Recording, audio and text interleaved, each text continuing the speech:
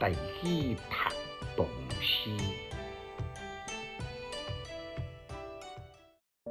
说王昌龄温歌，作者常见。诗篇：清亏心不测，问世为孤魂。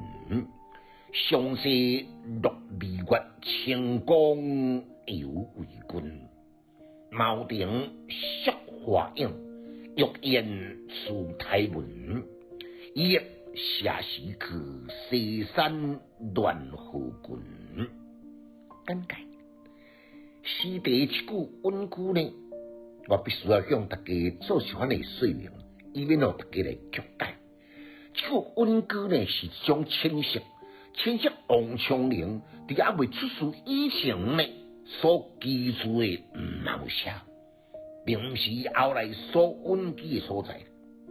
作者是甲王昌龄同伫开元15年进士及第，因为仕途无真顺利，只敢做过小小公所戏馆的管委，深深感觉官场的错综复杂，因为艺人来时官，要倒等于武昌的环山，沿路按石门山来游赏，深受王昌龄还未出世以前所记述的情客呢，一来吸引，所以留读者来过一暗写一首五言古诗代表的佳作。清亏之水，深不可测。温记之处呢，只敢用孤魂来相陪。上林中的月光的清辉，拢到王昌龄的描写，用手伫甲娇柔的花影呢，水意浓浓。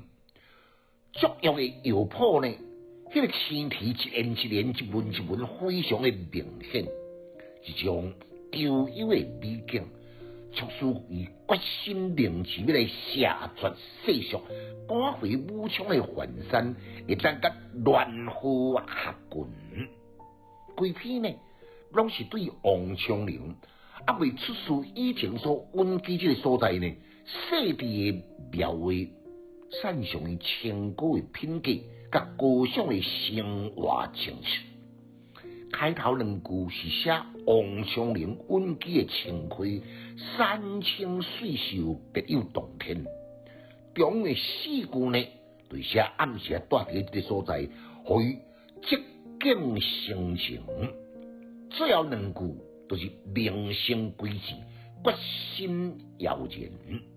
规首呢，平淡朴实，意味含蓄。